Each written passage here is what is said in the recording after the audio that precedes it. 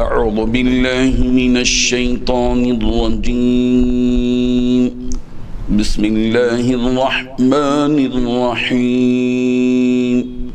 والذين يتوفون منكم ويذرون أزواجا يتربصن بأنفسهن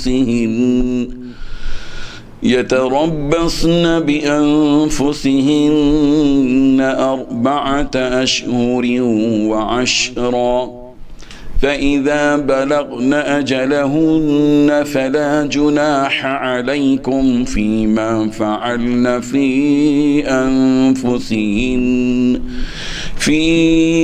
أنفسهن بالمعروف والله بما تعملون خبير صدق اللہ العظیم۔ حاضرین و ناظرین، یہ درس نمبر 158 ہے اور سورہ بقرہ کی آیت نمبر 234 کی تلاوت کی گئی۔ والذین، اور جو لوگ یتوفون منکم، تم میں سے وفات پا جائیں، ویذرون، اور چھوڑ جائیں، ازواجاً، بیویاں، یتربصن بانفسہن، تو وہ روکے رکھیں اپنی جانوں کو، 4 اشہر وعشرا، 4 مہینے 10 دن، فَإِذَا بَلَغْنَا، پھر جب وہ عورتیں پہنچ جائیں، بیوہ عورتیں، اجلہن، اپنی عدت کی مدت کو، میعاد کو، فَلَا جُنَاحَ عَلَيْكُمْ، تو تم پر کوئی گناہ نہیں ہے، فِيمَا فَعَلْنَا، اس بات میں کہ وہ فیصلہ کر لیں، فِي أَنفُسِهِنَّ، اپنی جانوں کے بارے میں، بالمعروف، خوبی کے ساتھ، وَاللَّهُ بِمَا تَعْمَلُونَ، اور اللہ تبارک و تعالیٰ جو کچھ تم کر رہے ہو اس سے خبیر، باخبر ہے۔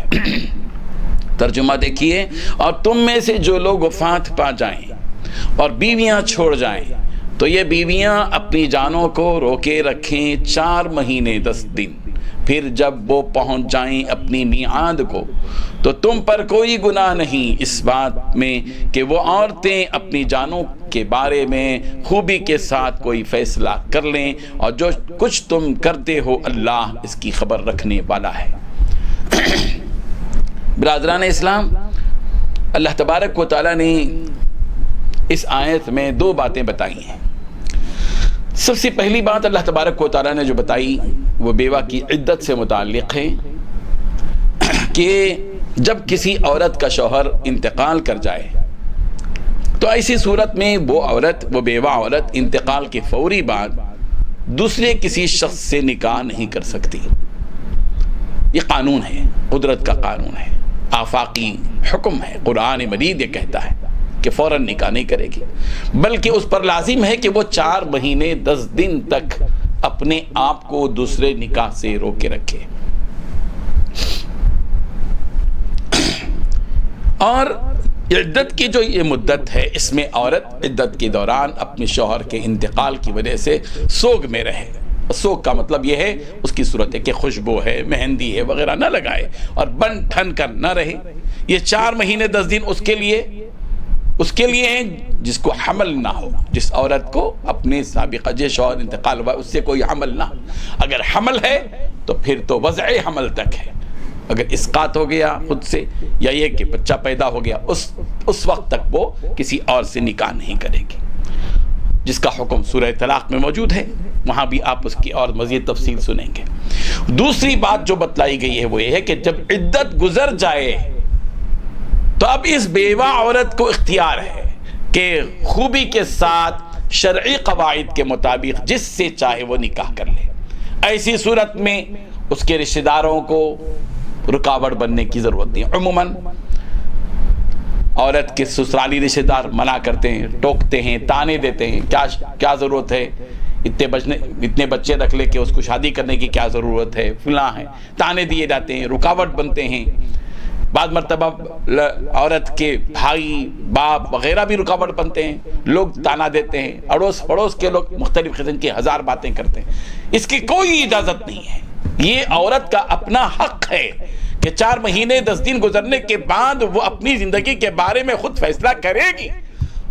اس کے اندرونی معاملات میں مداخلت کی کسی کو اجازت شرعی طور پر اخلاقی طور پر ہرگز نہیں ہے، بلکہ اس کو اختیار ہے کہ وہ بیوہ عورت اپنی خودی سے خوبی کے ساتھ شرعی جو قواعد اور اصول ہے اس کے مطابق وہ نکاح کرے گی، اور اس میں جو رکاوٹ بنے گا خامخواہ وہ ظالم ہوگا اللہ کے نزدیک، جو اس عورت کو مجبور کرتا ہے کہ وہ اپنی فطری زندگی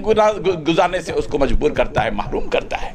ظاہر ہے کہ ایک عورت ہے، بعض مرتبہ عورتیں ہوتی ہیں 30 سال 40 سال 45 سال کی، شوہر کا انتقال ہو جاتا ہے، تو کیا وہ اپنی ماباقی زندگی اسی طرح زندگی گزارے گی یا کسی اور برائی میں مبتلا ہو جائے گی؟ جب وہ حلال طریقے سے صحیح زندگی گزارنے پر آمادہ ہو اور تیار ہو اور خود اپنی ذات کے معاملے میں اس کو فیصلہ کرنے کا اختیار ہو، تو ہم اور آپ کون ہوتے ہیں کہ اس کو اس بات سے روکیں؟ اس سے احتیاط کرنی چاہیے۔ یہ بندوں کے حقوق ہیں، اگر کسی عورت کے ساتھ کھلواڑ کیا گیا اس کی زندگی سے، اس کے تو مجرم ہیں وہ لوگ جو اس قسم کی حرکتیں کرتے ہیں۔ اللہ تبارک و تعالی ہمیں اس سلسلے میں پوری طرح احتیاط کرنے کی توفیق عطا فرمائے۔ وآخر دعوانا ان الحمدللہ رب العالمین۔ لا إله إلا الله لا